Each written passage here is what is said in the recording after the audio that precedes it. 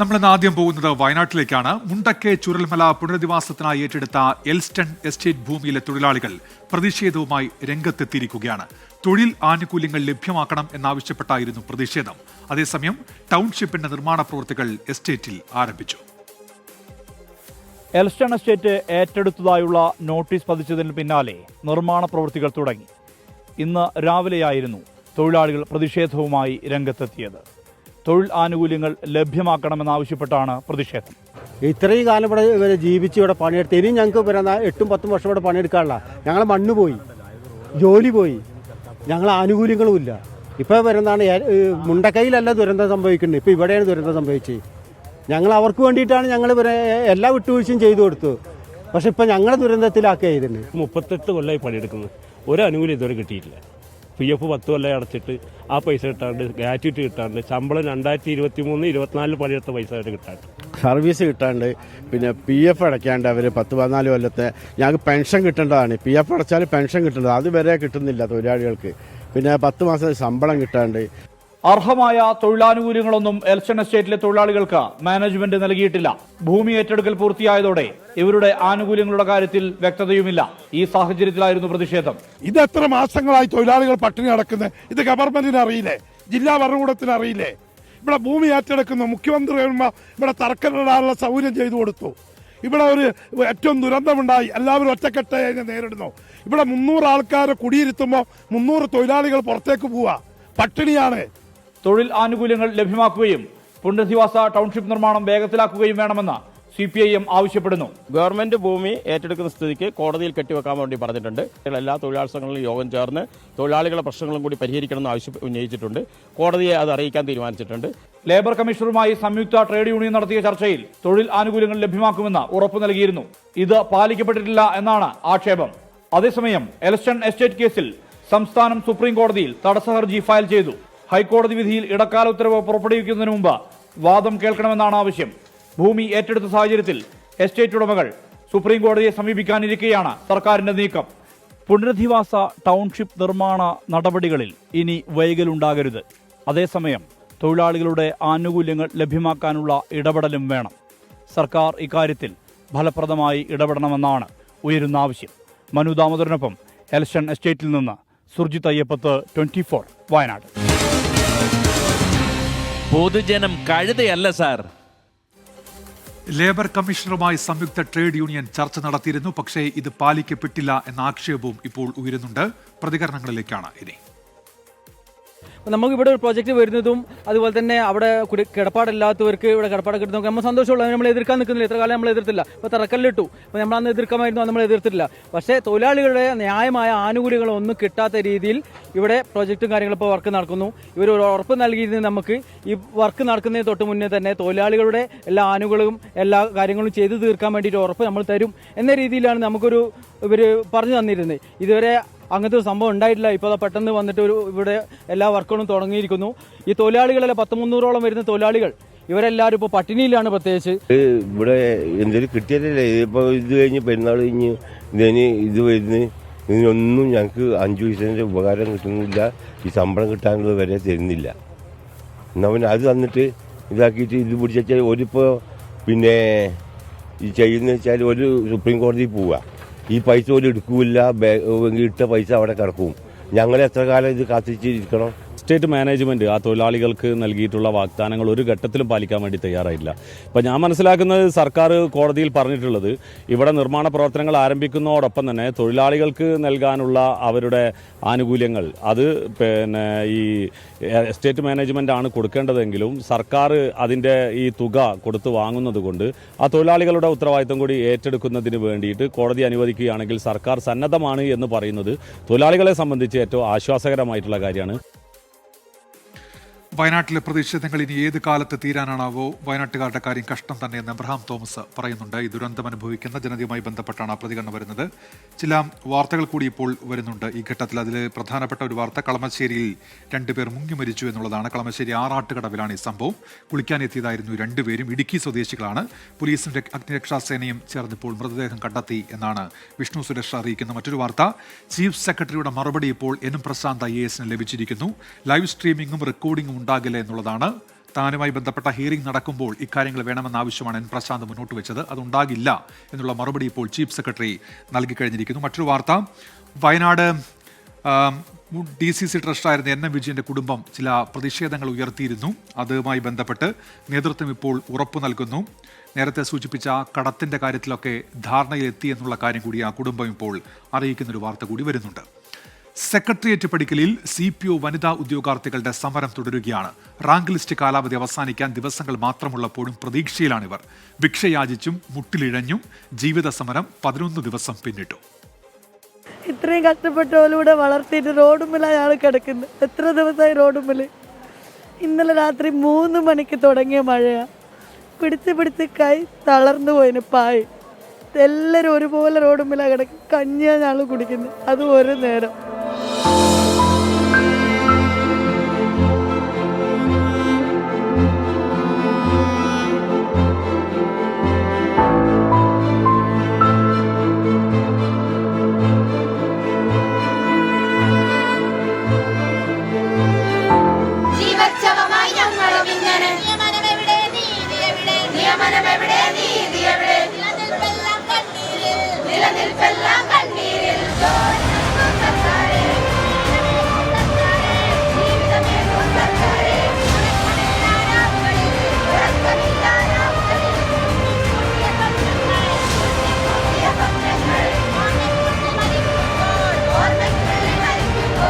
നാളുകളെണ്ണി ഈ വനിതാ ഉദ്യോഗാർത്ഥികൾ തെരുവിൽ കിടക്കാൻ തുടങ്ങിയിട്ട് ഇന്നേക്ക് 11 ദിവസം.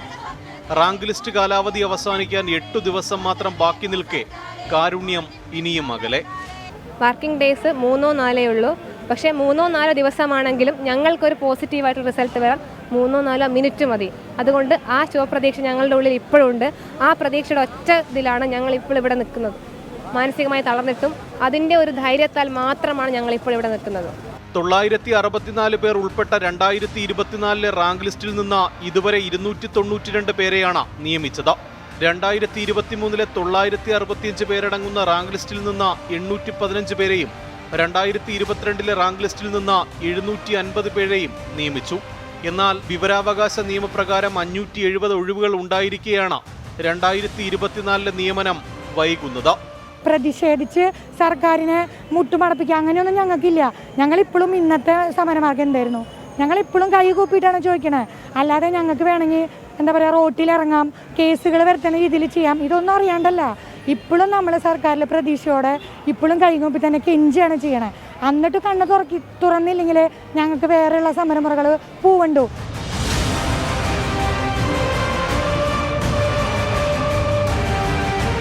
യൂണിഫോം തസ്തിക സ്വപ്നം കണ്ട് പഠിച്ച് പരീക്ഷ പാസ്സായവരാണ് ഇങ്ങനെ ഭിക്ഷയാചിച്ചും കല്ലുപ്പിൽ ചവിട്ടിയും സർക്കാരിൻ്റെ കനിവിനായി കാത്തിരിക്കുന്നത്.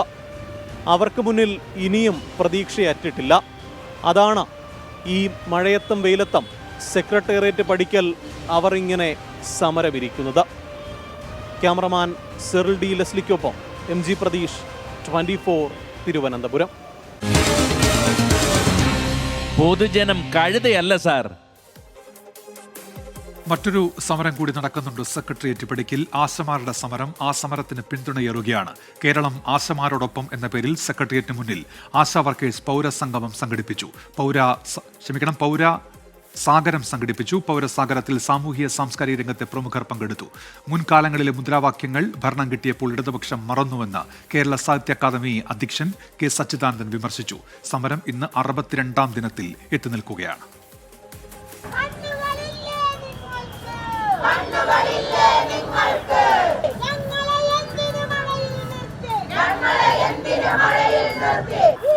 സർക്കാർ സമരത്തെ തള്ളിപ്പറയുന്നതിനിടെയാണ് ആയിരക്കണക്കിന് പേര് സംഘടിപ്പിച്ച് ആശാ ഹെൽത്ത് വർക്കേഴ്സ് അസോസിയേഷൻ ശക്തി പ്രകടിപ്പിച്ചത്.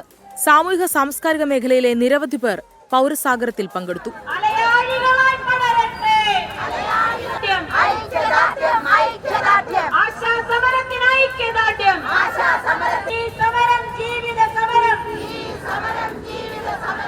ആശാ വർക്കേഴ്സിന്റെ സമരത്തിൽ സർക്കാരിനെയും മുഖ്യമന്ത്രിയെയും രൂക്ഷമായി വിമർശിച്ച് കേരള സാഹിത്യ അക്കാദമി അധ്യക്ഷൻ K. സച്ചിദാനന്ദൻ.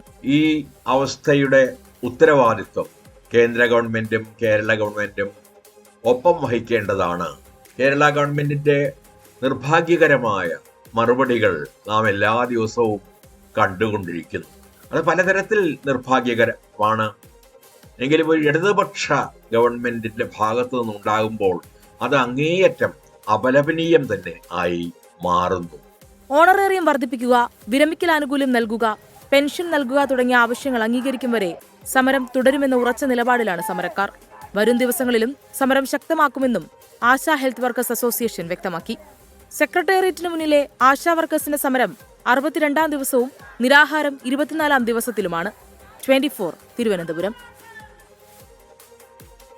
അവകാശങ്ങൾക്ക് വേണ്ടിയുള്ള സമരങ്ങളെ അധികാരികൾ ഗൗരവമായി കാണണമെന്നാണ് ആരിഫ് ഹാഷിമി കളത്തൂർ പറയുന്നത്. എബ്രഹാം തോമസ് പറയുന്ന പല മാസങ്ങളും ചില ആഴ്ചകളുമായി സെക്രട്ടേറിയറ്റ് സമരക്കളമായി മാറിയിരിക്കുന്നു. ഇതിന് ഉത്തരവാദി സർക്കാരാണോ എന്നാണ് അദ്ദേഹം ചോദിക്കുന്ന ചോദ്യം.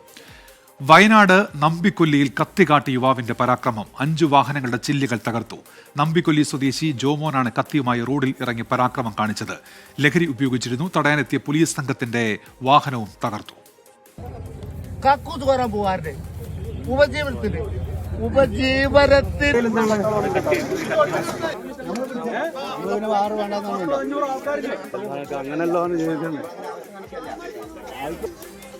സുർജിത്ത് അയ്യപ്പത്തുണ്ട് വയനാട്ടിൽ നിന്ന് വിവരങ്ങളുമായി. സുർജിത്ത്, ലഹരി ഉപയോഗിച്ചിട്ടാണോ ഈ പരാക്രമം? സുർജിത്ത്, ലഹരിയുടെ വിളയാട്ടമാണ് ഈ നൂൽപ്പുഴ നമ്പിക്കൊല്ലിയിൽ കണ്ടത്.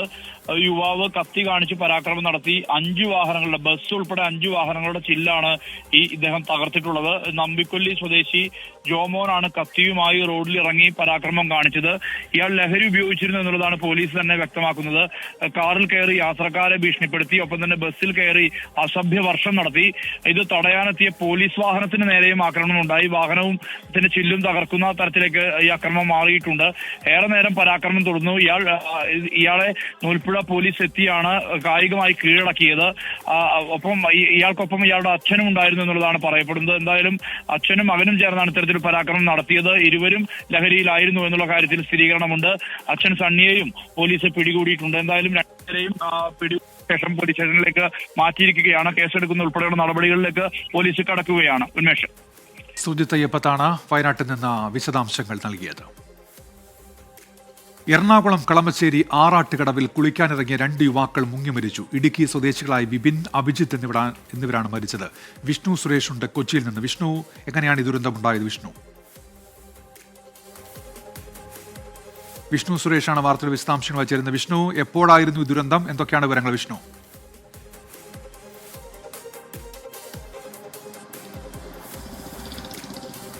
ഉന്മേഷ്, 5 മണിയോടെയാണ് ഈ അപകടം നടന്നതെന്ന് മനസ്സിലാക്കുന്നു. മഞ്ഞുമ്മൽ ആറാട്ടുകടവിന് സമീപത്താണ് 5 പേരടങ്ങുന്ന സംഘം കുളിക്കാനെത്തിയതിൽ 2 പേരാണ് നിലവിൽ മുങ്ങി മരിച്ചിരിക്കുന്നത്. അവർ ഇടുക്കി തൂക്കുപാലം സ്വദേശികളാണ്. 21 വയസ്സുള്ള അഭിജിത്ത്, അതോടൊപ്പം തന്നെ 24 വയസ്സുള്ള വിപിൻ, ഇവരുടെ മൃതദേഹമാണ് കണ്ടെത്തിയിരിക്കുന്നത്. ഫയർഫോഴ്സും അതോടൊപ്പം തന്നെ പോലീസും ചേർന്ന് നടത്തിയ തെരച്ചിലിനൊടുവിലാണ് മൃതദേഹം ലഭിച്ചത്. ഇവർ ഇടുക്കിയിൽ നിന്ന് ഈ സ്കേറ്റിംഗ് ഇൻസ്ട്രക്ടർമാരായി ജോലി ചെയ്യുന്ന ആളുകളാണെന്നാണ് മനസ്സിലാക്കുന്നത്. അതിനുശേഷം ഇവിടെ കുളിക്കുന്നതിന് വേണ്ടി എത്തിയതാണ്. അതിനിടയിൽ അപകടത്തിൽപ്പെട്ടു എന്നാണ് ലഭ്യമാകുന്ന വിവരം. അല്പസമയം മുമ്പാണ് മൃതദേഹം കണ്ടെത്തിയത്. അവിടെ നിന്ന് കളമശ്ശേരി മെഡിക്കൽ കോളേജിലേക്ക് മൃതദേഹം മാറ്റിയിട്ടുണ്ട്. അപകട കാരണമടക്കം വിശദമായി ഫയർഫോഴ്സ് പരിശോധിച്ചു വരികയാണ്. കളമശ്ശേരി മഞ്ഞുമൽ ആറാട്ടുകടവിലാണ് 2 പേർ കുളിക്കാനിറങ്ങിയ 2 പേർ മുങ്ങി മരിച്ചത്. ഇടുക്കി സ്വദേശികളാണ്. വിഷ്ണു സുരേഷ് വിവരങ്ങൾ നൽകുകയായിരുന്നു. ഹിയറിംഗ് റെക്കോർഡ് ചെയ്യണമെന്നും ലൈവ് സ്ട്രീം ചെയ്ത് പൊതുമധ്യത്തിൽ കാണിക്കണം എന്നുമുള്ള എൻ പ്രശാന്ത് IAS ആവശ്യത്തിന് രേഖാമൂലം മറുപടി നൽകി ചീഫ് സെക്രട്ടറി. ലൈവ് സ്ട്രീമിംഗും റെക്കോർഡിംഗും ഉണ്ടാകില്ല. ഹിയറിംഗ് അച്ചടക്ക നടപടിയുടെ ഭാഗം അല്ലെന്നും ചീഫ് സെക്രട്ടറി ശാരദ മുരളീധരന്റെ മറുപടി. ഷഫീദ് റാവുത്തർ വിവരങ്ങളുമായി ഇപ്പോൾ ചേരുന്നുണ്ട് തിരുവനന്തപുരത്ത് നിന്ന്. ഷഫീദ്, എന്താണ് ചീഫ് സെക്രട്ടറിയുടെ മറുപടിയിൽ വ്യക്തമാക്കുന്ന കാര്യങ്ങൾ?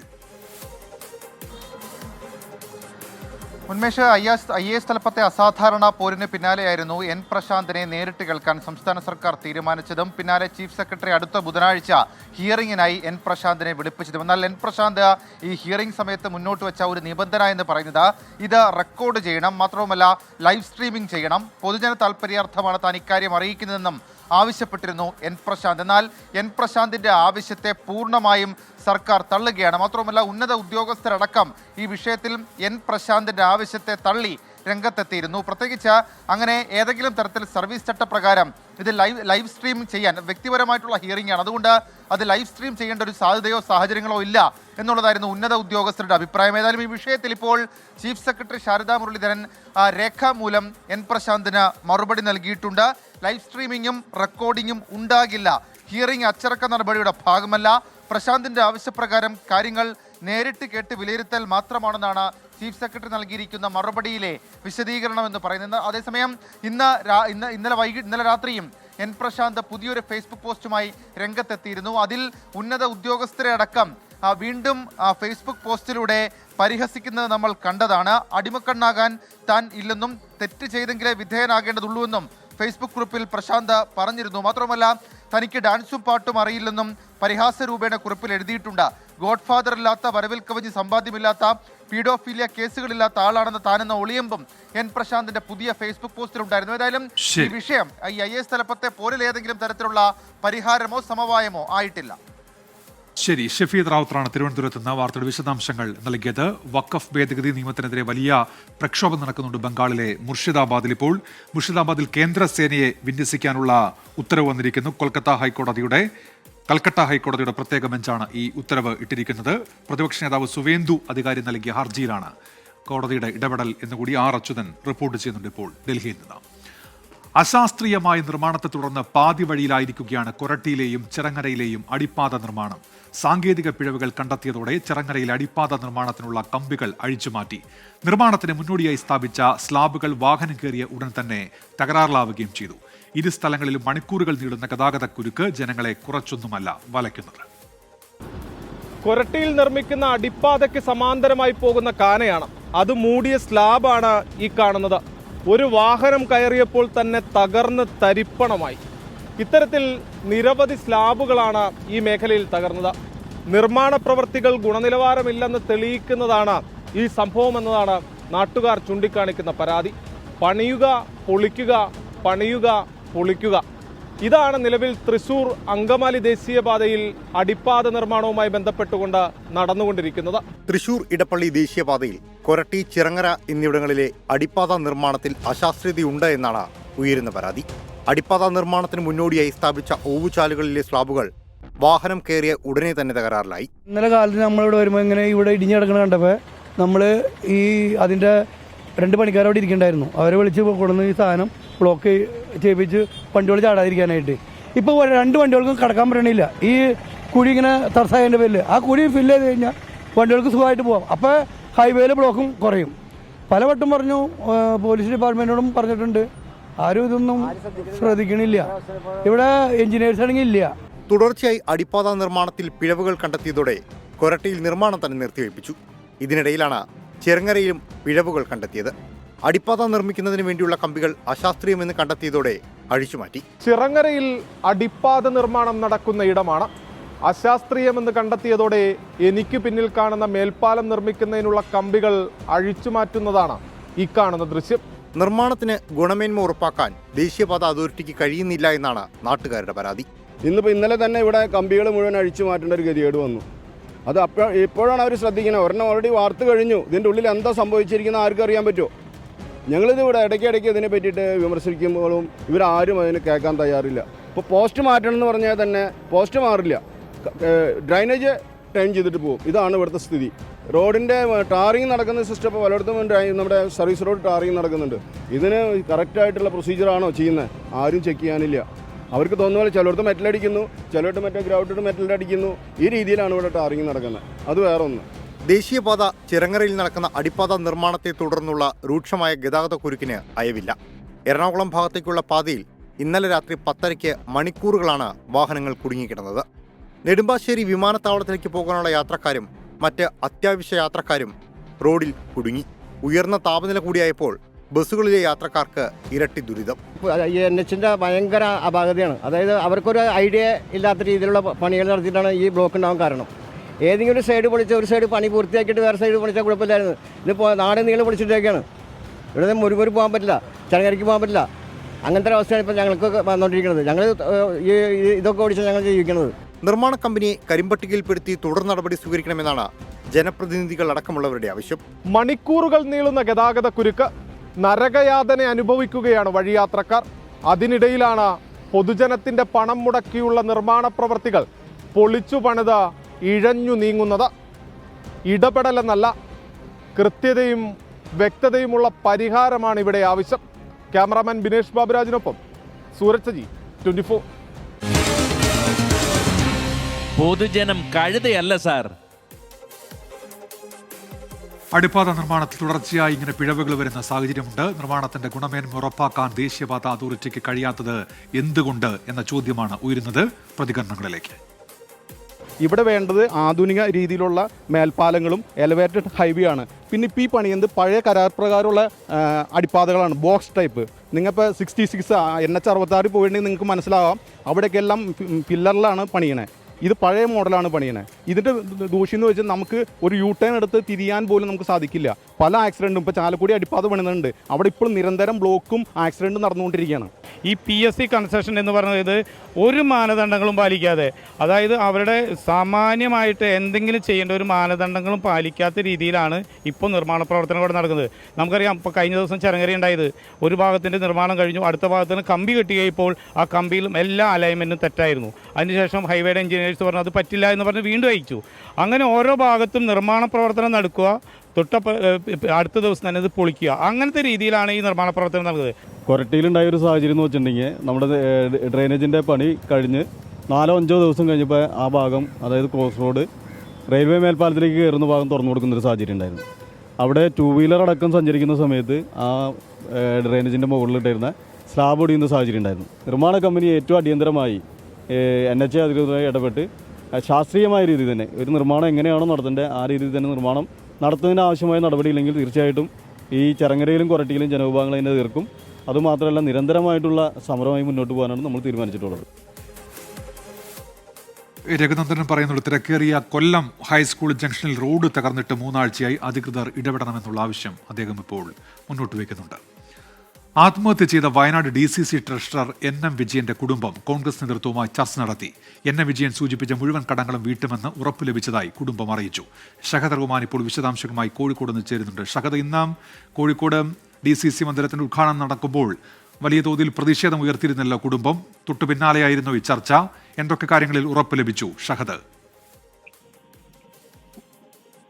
ഉന്മേഷ, വയനാട് DCC ട്രഷറർ NM വിജയന്റെ കുടുംബമായിരുന്നു ഇന്ന് കോഴിക്കോട് DCCയുടെ പുതിയ കെട്ടിടത്തിന്റെ ഉദ്ഘാടന സമയത്ത് ഈ കോൺഗ്രസിലെ ആളുകളൊക്കെ തന്നെ കാണാനായിട്ട് ആ വേദിയിലേക്ക് എത്തിയിട്ടുണ്ടായിരുന്നത്.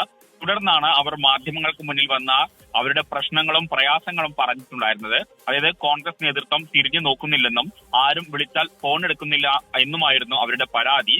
തുടർന്ന് കോൺഗ്രസ് നേതാക്കൾ, അതായത് T സിദ്ദിഖ് MLA ഇദ്ദേഹത്തിന്റെ മകൻ ചെന്ന് കാണുകയും പിന്നീട് ഇവർക്ക് കാണാൻ അവസരം ഒരുക്കുകയും ചെയ്യുകയായിരുന്നു. അതായത് കോഴിക്കോട്ടെ ഒരു സ്വകാര്യ ഹോട്ടലിൽ വെച്ചിട്ടായിരുന്നു പിന്നീട് കൂടിക്കാഴ്ച നടത്തിയിട്ടുണ്ടായിരുന്നത്. ആ കൂടിക്കാഴ്ചയിൽ നിലവിലെ സാഹചര്യത്തിൽ എടുത്ത തീരുമാനം എന്ന് പറയുന്നത്, അതായത് അദ്ദേഹം എന്താണോ ഉന്നയിച്ചിട്ടുണ്ടായിരുന്നത് അല്ലെങ്കിൽ അദ്ദേഹം സൂചിപ്പിച്ചിട്ടുണ്ടായിരുന്നത് ആ കടങ്ങളൊക്കെ തന്നെ കോൺഗ്രസ് നേതൃത്വം വീട്ടും എന്നുള്ള കാര്യമാണ് പറഞ്ഞിട്ടുള്ളത്. മാത്രവുമല്ല, നിലവിൽ അതായത് കഴിഞ്ഞ കുറച്ച് ദിവസങ്ങളായിട്ട് വലിയ രീതിയിലുള്ള തിരക്കുകൾ ഉണ്ടായിരുന്നു. അതുകൊണ്ടാണ് ഇത്തരത്തിൽ ഈ വിളിച്ച സമയത്ത് കൃത്യസമയത്ത് ഫോൺ എടുക്കാൻ സാധിക്കാതിരുന്നത് എന്ന കാര്യവും കോൺഗ്രസ് നേതൃത്വം ഈ കുടുംബത്തെ അറിയിച്ചിട്ടുണ്ട്. T സിദ്ദിഖ് MLAയും അതുപോലെ തന്നെ AP അനിൽകുമാർ MLAയുമാണ് ഇന്ന് ഈ കുടുംബവുമായിട്ട് ചർച്ച നടത്തിയിട്ടുണ്ടായിരുന്നത്. സാമ്പത്തിക ബാധ്യത തീർത്തു തരാമെന്ന് കോൺഗ്രസ് നേതൃത്വം ഇവർക്ക് ഉറപ്പ് നൽകുകയും ചെയ്തിട്ടുണ്ട് എന്നുള്ളതാണ്. ഇത് കുടുംബം നമ്മെ തന്നെ വിളിച്ച് അറിയിക്കുകയായിരുന്നു, കുടുംബം നമ്മളോട് അറിയിക്കുകയായിരുന്നു. കാരണം കോൺഗ്രസ് നേതൃത്വം ഇടപെട്ട് ഈ വിഷയത്തിൽ ചർച്ച നടത്തിയിട്ടുണ്ട്. അച്ഛൻ സൂചിപ്പിച്ച മുഴുവൻ കടങ്ങളും വീട്ടുമെന്ന് ഉറപ്പ് നൽകിയതായിട്ടും ഇന്നിപ്പോൾ ഈ കുടുംബത്തെ കോൺഗ്രസ് നേതൃത്വം അറിയിച്ചിട്ടുണ്ട്. ഷഹദ് റഹ്മാനാണ് വാർത്തയുടെ വിശദാംശങ്ങൾ ഇപ്പോൾ നൽകിയത് കോഴിക്കോട് നിന്ന്. സംസ്ഥാനത്ത് വന്യജീവി മനുഷ്യ സംഘർഷങ്ങൾ കൈവില്ല. ഇടുക്കി മുള്ളരിങ്ങാട്ട് ജനങ്ങളുടെ ഉറക്കം നഷ്ടമായിട്ട് ഒരുപാട് നാളുകളായി. രാത്രി മയങ്ങാൻ കാത്തുനിൽക്കുന്ന കാട്ടാനകൾ ജനവാസ മേഖലയിൽ ഉണ്ടാക്കുന്ന ശല്യം ചെറുതല്ല. കൂട്ടമായി എത്തുന്ന കാട്ടാനകളെ ഉൾവനത്തിലേക്ക് തുരത്തുമെന്ന് പറയുകയല്ലാതെ വനംവകുപ്പ് യാതൊന്നും ചെയ്യുന്നില്ല എന്നാണ് പ്രദേശവാസികളുടെ പരാതി. 2024 ഡിസംബർ 29 മുള്ളരിങ്ങാട് കാട്ടാന ആക്രമണത്തിൽ കൊല്ലപ്പെട്ട അമർ ഇലാഹിയെ ഓർമ്മയില്ലേ? ആ സംഭവത്തിന് പിന്നാലെ വനം വകുപ്പ് ഈ നാട്ടുകാർക്ക് ഒരുപാട് വാഗ്ദാനങ്ങൾ നൽകിയിരുന്നു. ജനവാസ മേഖലയിൽ ഇറങ്ങുന്ന കാട്ടാനകളെ പൂർണ്ണമായും ഉൾവനത്തിലേക്ക് തുരത്തും. മാത്രമല്ല, ഏതെങ്കിലും വിധത്തിൽ കാട്ടാനകൾ തിരികെ എത്തിയാൽ തടയുന്നതിനു വേണ്ടിയുള്ള സംവിധാനങ്ങൾ കിടങ്ങുകുഴിക്കും ഇലക്ട്രിക് ഫെൻസിംഗ്, സോളാർ ഫെൻസിംഗ് ഉൾപ്പെടെ സ്ഥാപിക്കുമെന്ന് പറഞ്ഞിരുന്നു. പക്ഷേ എന്ത് സംഭവിച്ചു? ഒന്നും സംഭവിച്ചില്ല.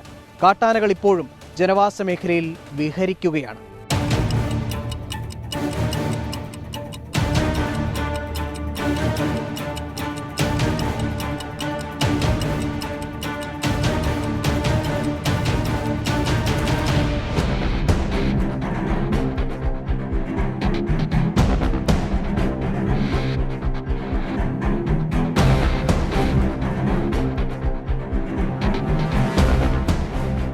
കഴിഞ്ഞ 20 ദിവസമായി വൈകിട്ട് 7 മണി എന്നൊരു സമയമുണ്ടെങ്കിൽ കാട്ടാനകൾ കൃത്യമായി ജനവാസ മേഖലയിലേക്ക് എത്തും. വീടിന്റെ മുറ്റത്തും പറമ്പിലുമുള്ള കൃഷികൾ പൂർണ്ണമായും നശിപ്പിക്കും. തെങ്ങ്, വാഴ, കൊക്കോ, പ്ലാവ്, കന്നാര ഇതൊക്കെയാണ് ഇപ്പോൾ കാട്ടാനകളുടെ ഇഷ്ടഭക്ഷണം. വാസ്തവത്തിൽ കാട്ടാന ആക്രമണത്തിൽ നാട്ടുകാർ പൊറുതിമുട്ടി. 15 കുട്ടികൾ പഠിക്കുന്ന അമയൽത്തൊട്ടിയിലെ അങ്കണവാടിയുടെ മുറ്റത്തുവരെ കഴിഞ്ഞ ദിവസം ആനയെത്തി. ഇടവേളകളില്ലാതെ നിരന്തരം ജനവാസ മേഖലയിലേക്ക് ഇറങ്ങുന്ന കാട്ടാനകളെ ഭയന്ന് നാട്ടുകാർ തന്നെ ഒരുക്കിയിരിക്കുന്ന കമ്പും കോലും കല്ലും ഉപയോഗിച്ചുകൊണ്ടുള്ള സംരക്ഷണ വേലിയാണ് ദാ ഈ കാണുന്നത്. ഇതിൽ തന്നെയുണ്ട് വനം വകുപ്പിന് നാട്ടുകാരോടുള്ള സമീപനവും.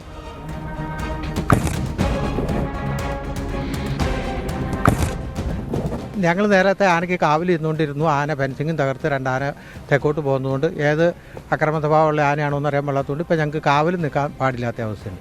ഉദ്യോഗസ്ഥർ നമ്മളെപ്പോൾ വിളിച്ചാലും നല്ല മണ്ണ പറഞ്ഞത് മോശം പറയാനൊക്കെ ഇല്ല. ഫെൻസിങ് ഇട്ടേക്കാന്ന് പറയും. അല്ല, ഇതുവരെ ഇടാനുള്ള നടപടിയൊന്നും സ്വീകരിച്ചിട്ടില്ല. ആദ്യത്തെ പ്രാവശ്യം ഞങ്ങൾ കാവൽ ഏർപ്പെടുത്താൻ നേരത്തെ ഉദ്യോഗസ്ഥർ പറഞ്ഞത് പരമാവധി 20 ദിവസം നിന്നാൽ മതി. നേരമംഗലത്തിനപ്പുറം ചെമ്പൻകുഴിയിൽ ഫെൻസിങ് ഇട്ടിട്ടുണ്ട്. നമുക്ക് ഫെൻസിങ് 20 ദിവസത്തിനുള്ളിൽ തീരും. ഈ ആനയെല്ലാം നമ്മൾ പെരിയാർ അക്കരെ കയറ്റി സ്വാഭാവിക വനത്തിലേക്ക് വിട്ടിട്ട് നിങ്ങൾക്ക് സുഖമായിട്ട് കിടന്നുറങ്ങാം. ഈ ഫെൻസിങ് അഴിച്ചുകൊണ്ട് പോകാനുള്ള സ്ഥിതി വരെ ഉണ്ടാകുമെന്നാണ് ഇവിടെ നിലവിലിട്ടായിരുന്ന ഫെൻസിങ് അഴിച്ചുകൊണ്ട് പോകാനുള്ള സ്ഥിതി വരെ ഉണ്ടാക്കുമെന്നാണ് ഞങ്ങളോട് പറഞ്ഞത്. അതിലാണെങ്കിൽ ആ വാക്ക് പറഞ്ഞതല്ലാതെ ഉണ്ടല്ലോ, നല്ലൊരു പറ്റിക്കൽ ഞങ്ങളെ പറ്റിച്ചു. 5-8 ലക്ഷം രൂപയും പോയി. 4 കിലോമീറ്റർ ചുറ്റളവിലുള്ള ജനവാസ മേഖലയിലാണ് കാട്ടാനകളുടെ ശല്യം രൂക്ഷം. RRT ഉദ്യോഗസ്ഥരെ ഉൾപ്പെടുത്തി ആനയെ തുരത്താനുള്ള നടപടികൾ 3 മാസം മുൻപ് പറഞ്ഞതാണ്. ഫെൻസിങ്ങിനുള്ള ഫണ്ടുകൾ അനുവദിക്കുമെന്ന് പറഞ്ഞിട്ടും ഇതുവരെ നടപടികളായിട്ടില്ല. 1 മാസമായി ഒരു പോള കണ്ണടയ്ക്കുള്ള ഉറങ്ങണില്ല.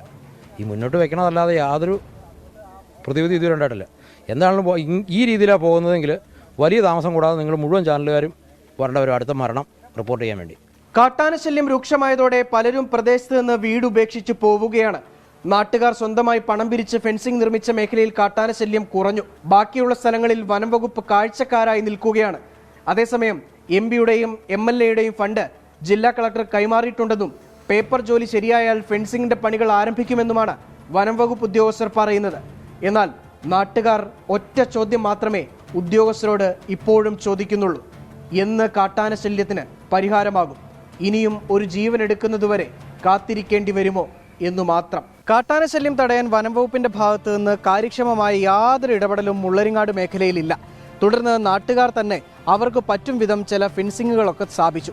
എന്നാൽ അതും തകർത്താണ് കാട്ടാനകൾ ഇപ്പോൾ സ്വൈരി വിഹാരം ഇങ്ങനെ നടത്തുന്നത്.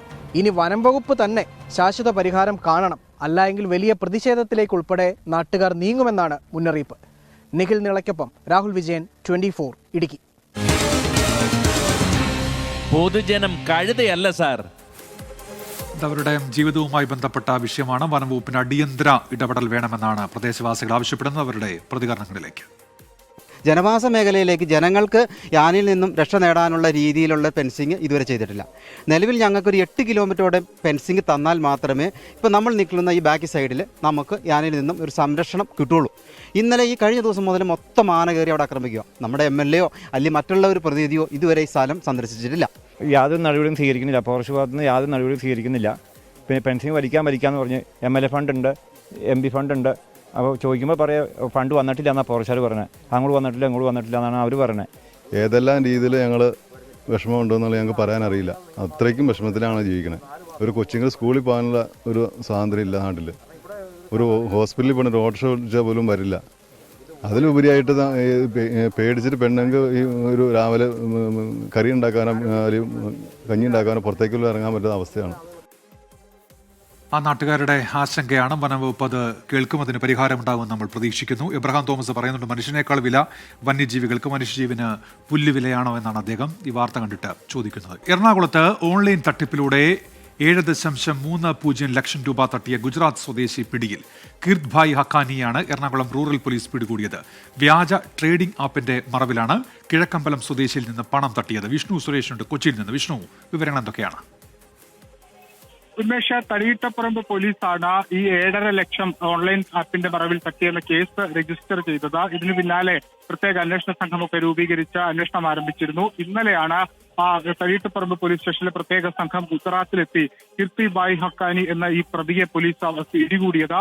ഇയാൾ ഈ തടിയിട്ടപ്പറമ്പ് പോലീസ് സ്റ്റേഷൻ ലിമിറ്റിലുള്ള ഒരാളുടെ പക്കൽ നിന്ന് 7.5 ലക്ഷം രൂപയാണ് ട്രേഡിംഗിലൂടെ അമിത ലാഭം വാഗ്ദാനം ചെയ്ത് തട്ടിയെടുത്തത്. ഒരു ഇടവേളയ്ക്ക് ശേഷം വീണ്ടും എറണാകുളം റൂറൽ മേഖലയിൽ ഇത്തരത്തിൽ ഓൺലൈൻ തട്ടിപ്പ് വ്യാപകമാകുകയാണ്. പ്രത്യേക സംഘങ്ങളും പ്രത്യേക മോണിറ്ററിംഗും ഒക്കെ നടക്കുന്നതിനിടയിലാണ് ഈ തട്ടിപ്പ് നടന്നിരിക്കുന്നത്. ഇയാൾ ഇന്ത്യയിലെ തന്നെ ഓൺലൈൻ തട്ടിപ്പ് മേഖലയിൽ പ്രധാനപ്പെട്ട ഒരു കണ്ണിയാണ് എന്ന് പോലീസ് വിശ്വസിക്കുകയും ചെയ്യുന്നുണ്ട്. ഉന്മേഷ്. ശരി, വിഷ്ണു സുരേഷാണ് കൊച്ചിയിൽ നിന്ന് വാർത്തയുടെ വിശദാംശങ്ങൾ നൽകിയത്. ഇതിനിടയിൽ ഒരു ജനകീയ വിഷയം അറിയിക്കുന്നുണ്ട് റംല അസി. ഞങ്ങളുടെ നാട്ടിലെ പ്രശ്നവും പറയുമോ എന്നാണ് ചോദിക്കുന്നത്. ജനവാസ സ്ഥലത്ത് കോഴി വേസ്റ്റ് മാലിന്യ സംസ്കാര പ്ലാന്റ്, ഇവിടെ ജീവിക്കാൻ പറ്റാത്ത അവസ്ഥ എന്നാണ് പറയുന്നത്. സ്ഥലമായി ചൂണ്ടിക്കാണിക്കുന്നത് തൃശ്ശൂർ ജില്ലയിലെ വരവൂർ പഞ്ചായത്തിലെ നടുവട്ടമാണ്. അവിടെയും കോഴി വേസ്റ്റ് മാലിന്യ പ്രശ്നങ്ങളൊക്കെ ഉണ്ട് ഈ നടുവട്ടം എന്ന സ്ഥലത്തു നിന്നാണ് റംല അസി ഇപ്പോൾ പറയുന്നത്. അധികൃതരുടെ ശ്രദ്ധയിലേക്ക് ആ വിഷയം നമ്മൾ കൊണ്ടുവരികയാണ്. സംഘർഷം തുടരുന്ന മൂർഷിദാബാദ് ജില്ലയിൽ കേന്ദ്ര സേനയെ വിന്യസിക്കാൻ കോടതി നിർദ്ദേശം. കൽക്കട്ട ഹൈക്കോടതിയുടെ പ്രത്യേക ബെഞ്ചാണ് ഉത്തരവിട്ടത്. പ്രതിപക്ഷ നേതാവ് സുവേന്ദു അധികാരിയുടെ ഹർജിയിലാണ് ഉത്തരവ്. വഖഫ് ഭേദഗതി നിയമത്തിനെതിരെ നടക്കുന്ന പ്രതിഷേധത്തിൽ 2 പേർ കൊല്ലപ്പെട്ടിരുന്നു. അച്യുതൻ ഡൽഹിയിൽ നിന്ന്. അച്യുതൻ, വിവരങ്ങൾ എന്തൊക്കെയാണ്? ഉന്മേഷ്, വഖഫ് ഭേദഗതി നിയമത്തിനെതിരായ മൂർഷിദാബാദിൽ നടന്ന പ്രതിഷേധം അത് ഇന്നലെ സംഘർഷത്തിൽ കലാശിക്കുകയാണ് ഉണ്ടായത്. ഇതിനോടകം തന്നെ നിരവധി നാശനഷ്ടങ്ങളാണ് ഈ മേഖലയിൽ റിപ്പോർട്ട് ചെയ്തത്. ഈ ഒരു സംഘർഷ പശ്ചാത്തലത്തിലാണ് പ്രതിപക്ഷ നേതാവ് സുവേന്ദു അധികാരി കൽക്കട്ട ഹൈക്കോടതിയിൽ ഒരു ഹർജി നൽകുന്നത്. അതിൽ പറഞ്ഞത് ഈ സംഘർഷങ്ങൾക്ക് ഒരു അയവ് വരുത്തുന്നതിനായി ഈ കേന്ദ്രസേനയെ വിന്യസിക്കണം, ഒപ്പം തന്നെ സംസ്ഥാനത്തെ സാഹചര്യങ്ങൾ ആശങ്കാജനകമായി മാറിക്കൊണ്ടിരിക്കുകയാണ് എന്നീ കാര്യങ്ങൾ ചൂണ്ടിക്കാട്ടിയായിരുന്നു ഈ ഹർജി നൽകിയത്. ഈ ഹർജിയിലാണ് ഇപ്പോൾ കൽക്കട്ട ഹൈക്കോടതിയുടെ പ്രത്യേക ബെഞ്ച് ഒരു ഉത്തരവിട്ടിരിക്കുന്നത്. അതായത് കേന്ദ്രസേനയെ വിന്യസിക്കാനാണ് ആ ഉത്തരവ് നൽകിയിരിക്കുന്നത്. നിലവിൽ ഇതിനോടകം തന്നെ ഈ മേഖലയിലെ സംഘർഷത്തിൽ 118ഓളം പേരെയാണ് പോലീസ് അറസ്റ്റ് ചെയ്തിട്ടുള്ളത്. 2 പേർ കൊല്ലപ്പെട്ടതായുള്ള വിവരങ്ങൾ പുറത്തു വരുന്നുണ്ട്. നിലവിൽ ഈ ജില്ലയിൽ ഇപ്പോൾ നിരോധനാജ്ഞയും അതുപോലെ തന്നെ ഇന്റർനെറ്റ് സേവനങ്ങൾ താൽക്കാലികമായി നിർത്തിവെക്കുകയും ചെയ്തിട്ടുണ്ട്. അച്യുതനാണ് ഡൽഹിയിൽ നിന്ന് വിശദാംശങ്ങൾ നൽകിയത്. ഹെഡ്ലൈറ്റും വൈപ്പറും ഇല്ലാതെ ബസിന്റെ യാത്ര. ബംഗളൂരുവിൽ നിന്ന് കോട്ടയത്തേക്ക് ഇന്നലെ വന്ന A1 ബസ്സാണ് സുരക്ഷാ നിയമങ്ങൾ കാറ്റിൽ പറത്തി സർവീസ് നടത്തിയത്. ലൈറ്റും വൈപ്പറും ഇല്ലാത്തതിനെ തുടർന്ന് യാത്രക്കാർ പരാതി പറഞ്ഞതിന് പിന്നാലെ യാത്ര തുടർന്നത് ആംബുലൻസിന്റെ സഹായത്തോടെയായിരുന്നു. ദൃശ്യങ്ങളിലേക്ക് ആദ്യം.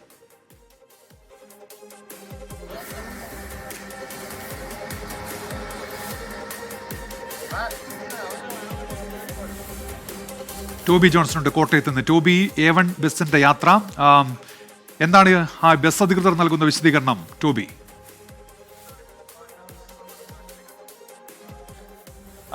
അറിയാൻ കഴിഞ്ഞത് ഉന്മേഷ്, ഈ ബസിന്റെ ലൈറ്റും വൈപ്പറും പെട്ടെന്ന് തകരാറിലാവുകയായിരുന്നു. ശക്തമായിട്ടുള്ള മഴ പെയ്തിരുന്നു.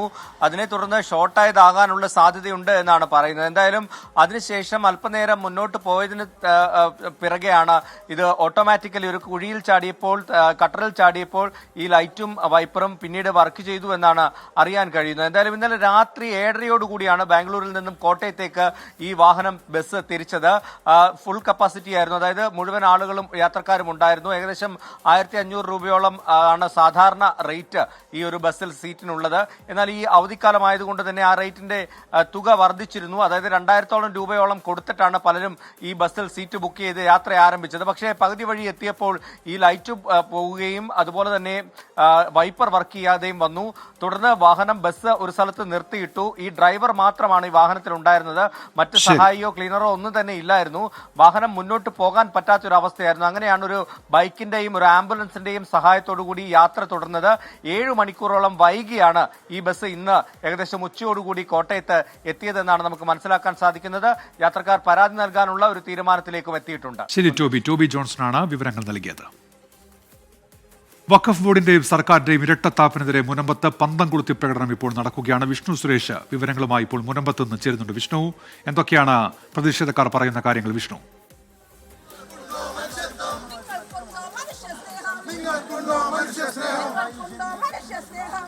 ഉന്മേഷ അല്പസമയം മുമ്പാണ് മുനമ്പം സമരപന്തലിൽ നിന്ന് സമരസമിതിയുടെ നേതൃത്വത്തിൽ പന്തംകുളത്തെ പ്രകടനം ആരംഭിച്ചത്. അവർ പ്രധാനമായും സർക്കാരിനെതിരെയും വഖഫ് ബോർഡിനെതിരെയുമാണ് ആരോപണങ്ങൾ ഉന്നയിക്കുന്നത്. കഴിഞ്ഞ ദിവസം വഖഫ് ട്രിബ്യൂണലുമായി ബന്ധപ്പെട്ടൊരു ഹർജി ഹൈക്കോടതിയിൽ വരികയും ഹൈക്കോടതി ആ ഹർജിയിൽ ഒരു തീരുമാനമെടുക്കുകയും ചെയ്തിരുന്നു. അതായത് വഖഫ് ട്രിബ്യൂണലിന് മുനമ്പത്തെ വിഷയം തീർപ്പാക്കാനുള്ള അനുമതി വിലക്കുകയായിരുന്നു ഹൈക്കോടതി ചെയ്തത്. അത് വഖഫ് ബോർഡിന്റെ നേതൃത്വം വഖഫ് ബോർഡ് നൽകിയ ഹർജിയിലാണ് ആ തീരുമാനമുണ്ടായത്. അതുകൊണ്ട് സർക്കാരും വഖഫ് ബോർഡും ഒക്കെ തങ്ങളെ ചതിക്കുന്നു എന്നുള്ളതാണ് അവർ പറയുന്നത്. ആ ഒരു പശ്ചാത്തലത്തിലാണ് ഇത്തരത്തിലൊരു പ്രതിഷേധ സമരം നിലവിൽ സംഘടിപ്പിച്ചിരിക്കുന്നത്. ഏകദേശം 6 മാസം പിന്നിടുകയാണ് സമരം തുടങ്ങിയിട്ട്. അപ്പോഴും സർക്കാർ വിവിധ കാര്യങ്ങൾ പറഞ്ഞ് ഇവർക്കൊപ്പം എന്നെല്ലാം പറയുമ്പോഴും ഒരു അനുകൂല നിലപാട് സർക്കാരിന്റെ ഭാഗത്ത് ഉണ്ടാകില്ല. ഈ പ്രശ്നം പരിഹരിക്കാൻ സർക്കാർ ശ്രമിക്കുന്നില്ല, അല്ലെങ്കിൽ വഖഫ് ബോർഡ് ശ്രമിക്കുന്നില്ല.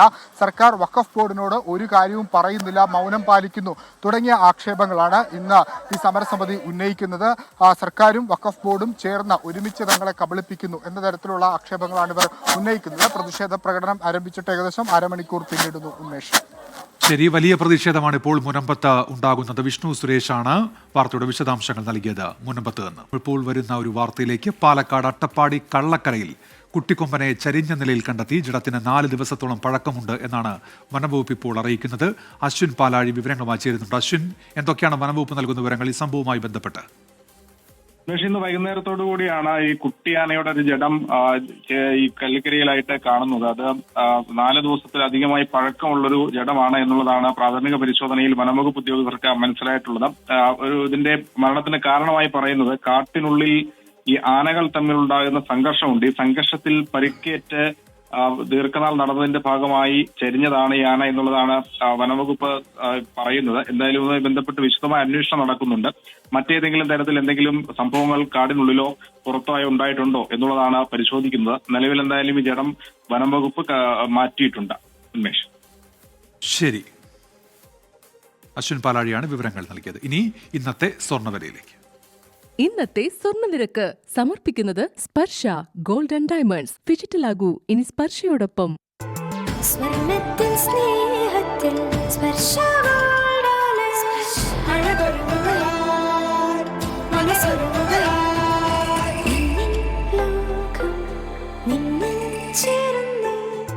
സ്വർണ്ണത്തിൽ സ്നേഹത്തിൽ സ്പർശ